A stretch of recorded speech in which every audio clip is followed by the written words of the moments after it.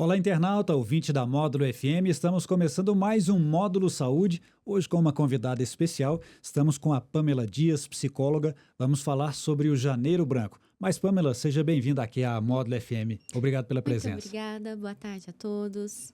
Pamela, do que se trata aí esse Janeiro Branco? Então, o Janeiro Branco, ele é uma campanha de prevenção e promoção à saúde mental. A gente acaba que vira o ano e a gente cria muita meta, muita expectativa, e a ideia dessa campanha é justamente a gente trabalhar esse fortalecimento da nossa saúde mental de maneira diária. Tem alguns anos que a gente tem essa campanha no nosso país, e nesse ano aí a gente está com o lema Como cuidar da sua saúde mental agora e sempre. Qual a importância disso? Como é que as pessoas, você com essa experiência aí de consultório tem, né? Redes sociais, né, os dias mais corridos, todo mundo trabalhando muito, como é que está a saúde mental em geral da população, Pamela? Pois é, isso é uma coisa que a gente tem que ficar muito em alerta.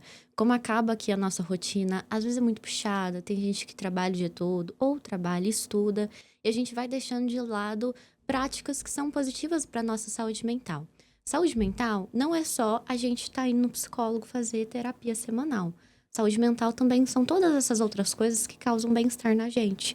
Por exemplo, fazer uma atividade física, ter um momento de descanso, de lazer, ter uma boa alimentação, ter o sono regulado. E são pequenas coisinhas assim que a gente vai deixando no nosso dia a dia de lado que pode agravar aí no sofrimento mental, né? No adoecimento, no transtorno mental. E a gente precisa ficar muito em alerta disso no nosso dia a dia, não só quando vem uma crise ou uma coisa pior.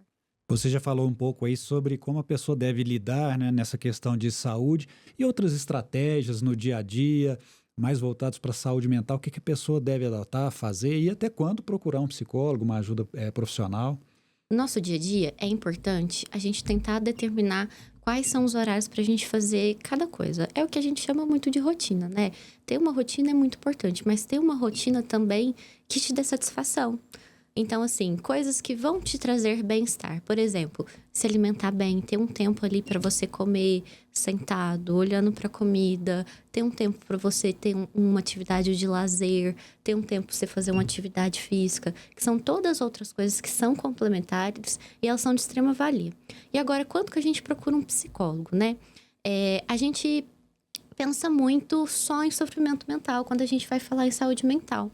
Então, as pessoas também, elas sabem identificar quando elas não estão bem, só que tem uma dificuldade. As pessoas têm dificuldade de chegar até o consultório. Porque aí elas vão procurar um médico, aí elas vão para a igreja, aí elas vai fazer um tanto de outras atividades. Vocês, psicólogos, estão no No último lugar. último patamar, assim, de procura. Uhum. E isso é um problema, porque as pessoas hoje ainda têm um estigma, tem muito preconceito de ir ao psicólogo. Só que é necessário, é melhor a gente prevenir e ver que a partir daquele momento que você não tá se sentindo muito bem, que você já tá ficando desanimado, que você tá se isolando. Esse é o momento ideal para você falar assim, nossa, não tá certo, né? Eu preciso procurar ajuda. O que leva mais as pessoas a um sofrimento mental, Pamela? É a ansiedade do dia a dia, alguma doença específica? O que mais tem causado, né, levado pessoas para o consultório e às vezes até não vão no consultório, mas estão com esse sofrimento mental? Hoje em dia, nos últimos anos, a gente tem observado que o Brasil está entre um dos países que mais faz o uso de ansiolítico. Mais tem pessoas com demandas aí relativas à ansiedade. Então, a ansiedade tem sido um tema, assim, que a gente precisa trabalhar em todos os espaços. Seja no nosso dia a dia, na família, nos grupos que a gente frequenta, no trabalho, na escola. Porque a ansiedade, ela parece que é uma coisa momentânea. Só que o problema é que ela escala, né? A pessoa ali já começa a ter dificuldade até para ir trabalhar, pode escalar para uma crise de pânico, uma ansiedade generalizada. E a gente precisa ficar atento a isso, porque hoje em dia a gente está muito popularizado, a gente fala assim, eu tô com ansiedade. Só que não é normal sentir tanta ansiedade. Aí esse é o momento da gente procurar uma ajuda profissional, a gente procurar um tratamento e principalmente colocar em prática esses hábitos para a gente cultivar bem-estar no nosso dia a dia. Como é que a gente que é leigo, né, que é um paciente de vocês, sabe fazer essa diferença do que é um temor normal, alguma preocupação normal, daquele caso um pouco mais, diria, grave, da ansiedade em si? Sim, porque a ansiedade, ela é natural quando a gente tem algum evento novo na nossa vida, uma mudança. Por exemplo, a gente fica ansioso quando a gente vai começar um trabalho novo, que a gente vai ver alguém. Essas ansiedades pequenas são normais, a gente consegue lidar com elas, né? Só que quando essa ansiedade ela começa a ficar muito recorrente, e aí você já tem receio de sair de casa, isso já tá te prejudicando no seu dia a dia, isso tá realmente te incomodando, né? A gente tem aí os sintomas que a gente sente no corpo, que ajuda a gente a ficar de olho, porque como saúde mental é uma coisa difícil da gente palpar, não tem como ver os sintomas, mas a ansiedade ela tem alguns, como o tremor, sudorese, né? Falta de ar. Então aí já são pontos pra gente ficar em alerta. E, principalmente, a gente procurar essa ajuda psicológica e, às vezes, até mesmo psiquiátrica, né? Entrando aí com a medicação.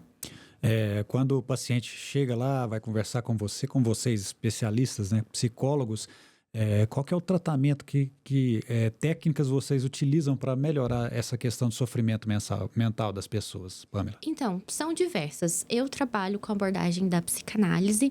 Então, o que a gente faz? A gente faz uma investigação desse sintoma. Pra gente entender de onde ele vem, se ele é de agora, se ele vem aí de outro momento da vida, né? Porque a gente fala muito que tudo aquilo que a gente não cuida e vai ficando dentro da gente, ele cresce e ele aumenta e vira uma bola de neve e pode passar aí por cima da gente. Então a gente começa a fazer essa investigação de como é que é a vida da pessoa, né? Esses outros fatores também, igual eu falei, da questão de atividade física, se você tem tempo, se você tá descansando o suficiente, que o estresse também ele pode agravar tanto saúde física, mas também a saúde mental.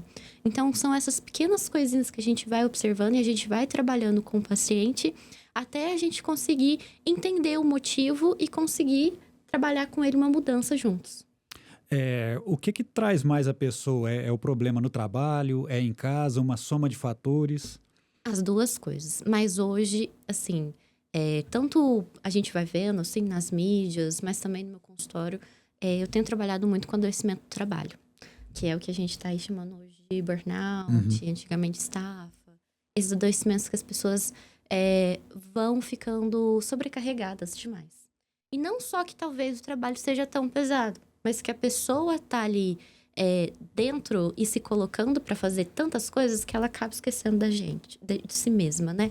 Então, é preciso que essa pessoa se priorize, é preciso que essa pessoa tenha tempos para si, para além do trabalho, para além dos problemas familiares, né? Como é que a pessoa pode saber que está com burnout hoje, né? Como é uma palavra em inglês, talvez a pessoa não entende direito. Como é que ela sabe que está nesse esgotamento, nesse limite aí, Pamela? Burnout, ele tem uma característica mais intensa no trabalho. A pessoa não quer ir trabalhar, chega um certo ponto que ela já começa a sentir ansiedade quando ela acorda de manhã, já pensa que trabalhar, fica todos os dias pensando no trabalho, final de semana pensando no trabalho. Até escalando a pessoa não conseguir ir ao trabalho. Normalmente essa pessoa pode vir a ter algumas crises de ansiedade ou até mesmo crises depressivas no próprio trabalho. Então, assim, é preciso que o ambiente do trabalho, né, um ambiente aí das instituições, das empresas, também tenham esse tipo de acolhimento, que tenham esse tipo de cuidado com a pessoa. Porque não é que a pessoa não gosta do trabalho, mas é que, de alguma forma, ela se desorganizou ali e tá em excesso, e tudo em excesso acaba fazendo mal. E que práticas ali as empresas podem adotar no dia a dia para evitar, né, que os seus funcionários cheguem a esse patamar tão grave, que é um burnout, ou mesmo que não chegue nesse ponto, mas que não esteja plenamente feliz ali no trabalho? É muito importante as empresas, instituições, trabalharem com campanhas como o Janeiro Branco. Vocês podem, por exemplo, levar palestras com psicólogos, mas também levar momentos mais relativos ao descanso, ao relaxamento, promover boas práticas. Por exemplo, empresas que têm áreas de convivência, que tem ali um momento do cafezinho, a gente vê que esses pequenos momentos de descanso, a gente tem pesquisas que falam hoje que o ambiente de trabalho, que ele é acolhedor, que ele é saudável, o trabalhador ele vai se sentir melhor. Então, ele vai ter mais disposição para trabalhar. Então, as empresas podem usar dessas estratégias, criando tanto espaços a nível físico, mas também trazendo esses momentos, trazendo essa discussão, porque a gente só cuida da saúde mental se a gente fala dela. Então, é muito importante que as empresas, as instituições também comecem a trabalhar com isso, com os seus colaboradores. Quando você é convidada como palestrante, o que você leva para os funcionários nesse trabalho? Como né? Tudo que a gente está conversando aqui no Janeiro Branco, o que você leva para eles? Eu gosto muito de trabalhar que é saúde mental e o que é sofrimento mental. Porque acaba que muitas pessoas sabem, quando eu pergunto, vocês sabem o que é sofrimento mental? Todo mundo sabe. E quando eu pergunto, você sabe o que é saúde mental? As pessoas ainda ficam meio confusas. Porque a gente acha que ir na terapia é ter saúde mental. Mas não, você tá indo na terapia porque você tá ali com algum tipo de agravo na sua saúde mental. Então, saúde mental não é só isso fechado dentro do consultório ou dentro de uma caixa de remédio. Saúde mental são as práticas que a gente tem diariamente, que é se cuidar, se priorizar, fazer atividade física, comer bem, ter momentos em família. Às vezes tem gente aí que é mais voltada à religião, à espiritualidade. Cultivar essas coisas que te trazem bem-estar. Tudo aquilo que te traz bem-estar é saúde mental. Então, a gente tem que cultivar isso. E, às vezes, quando a gente chega nas empresas, escolas também, as pessoas ainda ficam confusas, porque elas não sabem como cuidar, mas elas sabem que elas sofrem. Você falou que às vezes chega nas escolas e tal. Importante a gente falar também da saúde mental para os jovens, né? Que têm sofrido, me parece, cada vez mais cedo estão com algum sofrimento mental. Sim, infelizmente, o índice de ansiedade e depressão entre crianças e adolescentes tem crescido muito. Isso é uma coisa muito preocupante, né? Que a gente tem que pensar, o que está acontecendo? Que tão novinhos já estão nesse ciclo, né? Nesse tipo de adoecimento. E aí é muito importante a gente trabalhar a educação emocional com essas crianças. Seja família, se mostrando mais acolhedora, se mostrando a fim de escutar mesmo, sem julgar. Mas também a escola promovendo aí momentos de educação emocional, né? Seja com palestras, seja com brincadeiras. Tem muitas formas lúdicas a gente trabalhar com eles, que é bem importante. Que indicação você daria para os pais em termos de redes sociais, já que a gente está falando dos jovens, que ali também pode haver muito aprendizado em rede social. A gente não pode demonizar simplesmente a rede social, mas também tem muita coisa que não é positiva, ainda mais para os jovens. O que você falaria para os pais?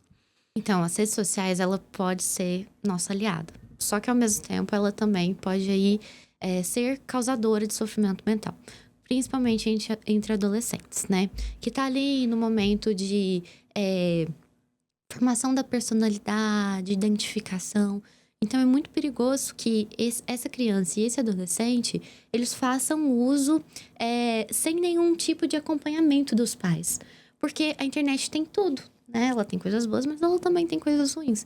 Então, é importante que os pais monitorem quais conteúdos essas crianças e adolescentes estão consumindo, né? Por exemplo, a gente tem alguns anos que a gente tem trabalhado bastante sobre a questão da prevenção ao suicídio.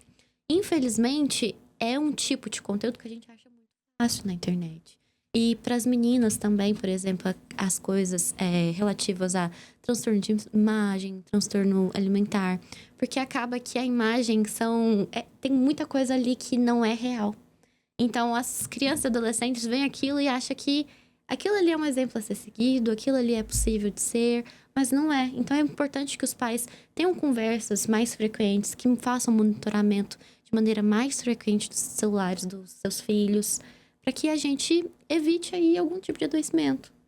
Que sinais você pode indicar para os pais, né, que veem que o adolescente, principalmente o adolescente, né, mas a criança ou o adolescente, que estão com algum comportamento que está indicando que alguma coisa está errada ali, principalmente nessa questão acessando tanto as redes sociais? Uma das principais coisas que a gente tem que ficar de olho é o tempo de uso. Se uma criança ou adolescente está fazendo uso de telas, né, que a gente chama uso de telas, por longas horas, isso já vai ter um prejuízo. Nas crianças vai ter um prejuízo mais significativo, porque acaba atrapalhando o desenvolvimento dessa criança, porque essa criança pode deixar de brincar, deixar de correr, deixar de fazer amigos para ficar no telefone. A mesma coisa com o adolescente, né? A adolescência é um momento da nossa vida que a gente faz a maioria dos nossos vínculos, né? E isso é essencial, é muito importante. E aí, é preciso ficar de olho no tempo de uso e no isolamento.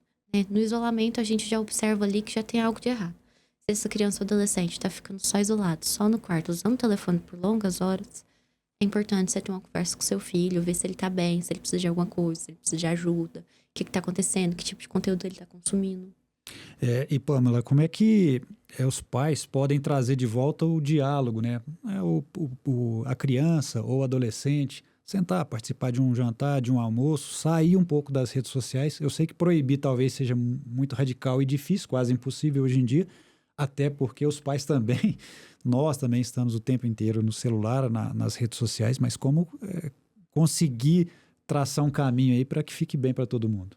Hoje em dia, eu acho que a gente também tem que se responsabilizar sobre isso, dessa questão de conversar com as crianças e adolescentes. Quantas vezes a gente não tá perto deles também no telefone?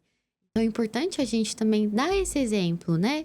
A gente tem que mostrar para eles que tem vida além do telefone, que a gente precisa ter conversa, que a gente precisa ter interação.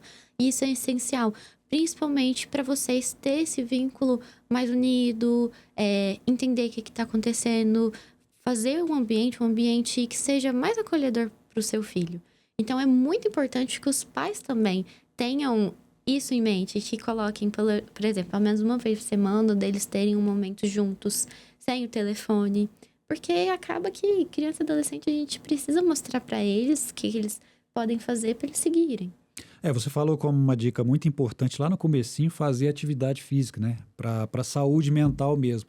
Como é que convence os meninos aí, né, a buscar o que era para nós há alguns anos atrás tão fácil, todos nós gostávamos muito de atividade física, mas eu vejo que boa parte das crianças e adolescentes não estão querendo mais, porque é uma concorrência com a dopamina das redes sociais, né? Como é que se faz isso? Sim, exatamente. É muito complexo, né? Porque acaba que o uso de telas, hoje em dia a gente já tem até um termo para isso, né? Que é nanofobia, a pessoa que não consegue parar de usar o telefone. E aí, essas crianças e adolescentes, eles estão ficando sedentários também. Ainda tem mais esse agravante, né? Sim, porque tá ali, é muito imediato, tem muitas cores, tem muitos estímulos. Então, é preciso que a gente tente tirar esses meninos, né, para fazer atividades que sejam interessantes e principalmente atividades em grupo. Hoje em dia a gente tem vários tipos de aulas que as crianças podem fazer, crianças e adolescentes, né, que eles podem matricular os meninos para que eles comecem a fazer. Porque ao mesmo tempo que a dopamina, ela é um tipo de hormônio que é viciante, a gente tem também a serotonina, que ela só é produzida quando a gente faz atividade física, quando a gente toma sol, quando a gente se alimenta bem. E aí acaba que você consegue fazer um balanço com isso. Mas tudo é mudança de hábito, colocar na rotina, ir mudando isso, né? Mas assim, eu tenho um alerta. Tem alguns pais que acabam se empolgando e colocam o menino em 5, 6 atividades, aí o menino já fica exausto. Eu preciso manter um equilíbrio. Então, assim, ver o que é interesse da criança, ter muita paciência. Até porque se ele não tiver prazer naquela atividade, Ele não vai rapidamente ele manter. vai abandonar, né? Sim, ele não vai conseguir se engajar ali, porque ele não vai ter interesse. Então, é importante que os pais também abram espaço para escutar e entender o que seus filhos gostam. Porque, às vezes, você quer que seu filho jogue bola, mas, na verdade, ele gosta, sei lá, de correr. Ele gosta de fazer vôlei ou tênis. Então, é importante você ter essa via de mão dupla, né? Da mesma forma que você quer o melhor para ele, é importante que você também ouça. Você falou uma palavra-chave no momento aí que é se engajar, né? Mas esse se engajar que você falou não é aquele das redes sociais, é do dia a dia. Como é que tá está diminuindo esse relacionamento interpessoal, tá mais difícil entre os adolescentes por causa da rede social? Crianças e adolescentes, né? Porque me parece que cada dia se conversam menos, a não ser lá pelas redes sociais, pelo celular. Infelizmente, isso tem acontecido muito. E até crianças e adolescentes não conversando com pessoas que são da sua cidade ou que não são também da sua escola, conversando com pessoas de longe. Só que isso é um problema, porque às vezes a gente vai numa festa infantil e a gente vê ali certa faixa etária, tem várias crianças no telefone, cada um no telefone. Então é muito importante que os pais tenham muito cuidado e principalmente saibam qual é o momento que você vai dar um telefone para a criança, né? Porque, assim, às vezes, o telefone também ajuda a gente. Principalmente as mães que precisam ali organizar a casa, organizar trabalho. Só que é preciso ter tempo. Qual é o tempo de uso, qual é o tempo que não usa. E colocar isso muito bem estabelecido. Porque, por exemplo, uma vez ou outra que a gente vai começando a relaxar, a criança, adolescente vai lá e vai usar. E é importante a gente colocar esse tempo determinado de uso. E, por exemplo, ir para a escola, agora, esse ano... parece que aprovou que não pode o uso de telefones celulares em escola. Isso é excelente, né? Porque aí as crianças, adolescentes vão voltar a se relacionar na hora do recreio. É um momento tão importante ali, né? De socialização. E tem, assim, já tem um consenso aí na ciência de quando uma criança pode começar a usar, eu falo em termos de idade, ou depende, cada pai é que vai avaliar, lógico que depende deles, mas tem um consenso já sobre isso, Pamela? A gente ainda não tem um consenso sobre isso, porque às vezes a própria escola já usa o telefone de sala de aula para algumas coisas. Ou às vezes, os pais hoje em dia, nem todo mundo tem computador, porque todo mundo usa a internet no telefone. A gente ainda não tem uma pesquisa exata de qual a melhor fase para a gente permitir que essa criança use o telefone, porque a gente tem até uma coisa de avanço mesmo, né? De evolução. A gente vai ver um bebezinho já tá lá com o dedinho assim, mexendo no telefone. Mas é importante fazer essa regulação mesmo do uso, né? E eu acredito que, assim, para você dar um telefone para a criança, porque ela pode usar o seu, ela pode usar o seu de maneira monitorada. Agora, você dar um telefone para ela, talvez você deva avaliar se ela tem responsabilidade para ter um telefone. Pamela, voltando um pouquinho nos adultos, você falou que é psicanalista, né? Que Sim. usa a psicanálise, né? Lá do Freud, inclusive, que é uma das figuras mais importantes aí do século XX, apesar que hoje em dia tem gente falando que não é ciência, né? Mas é cada Sim. absurdo que a gente vê na internet, apesar que é uma discussão até mais complexa. Mas como é que é o uso da psicanálise ali no dia a dia para melhorar a saúde mental dos seus pacientes? Então, a psicanálise... Explica um pouquinho o que é psicanálise para o pessoal entender, né, também. A psicanálise, ela, na verdade, ela não é uma técnica, ela é um método, né? Que é o que o Freud chamava aí de trabalhar com o inconsciente, da associação livre. Porque quando a gente vai para terapia, a gente acaba trabalhando com as palavras, né? Então a gente vai trazendo ali, a gente começa a conversa e quando termina a sessão a gente vai para outro lugar, a gente fica meio assustado. E é exatamente aí que tá o trabalho do inconsciente. Porque o inconsciente, ele denuncia as coisas. E cabe a gente que trabalha com a psicanálise, os psicanalistas, a gente ficar muito atento ao que o paciente tá tentando trazer pra gente para além do discurso dele. Porque muitas vezes a gente vai pra terapia e a gente fala assim, nossa, eu estou adoecida no meu trabalho. Eu comecei a trabalhar e me adoeci. Mas quando a gente vai ver, essa pessoa ali se adoeceu por ela não conseguir colocar limites. E aí, ela não foi ensinada a colocar limites. Então, ela não consegue colocar limites pra si, não consegue colocar limites também na relação familiar, na infância dela. Foi uma infância, assim, muito com pessoas invadindo muito ela, não tendo essa questão de privacidade, de tempo Traumática dela. de alguma forma. Traumático vezes, de alguma forma. Então, isso acaba se repetindo.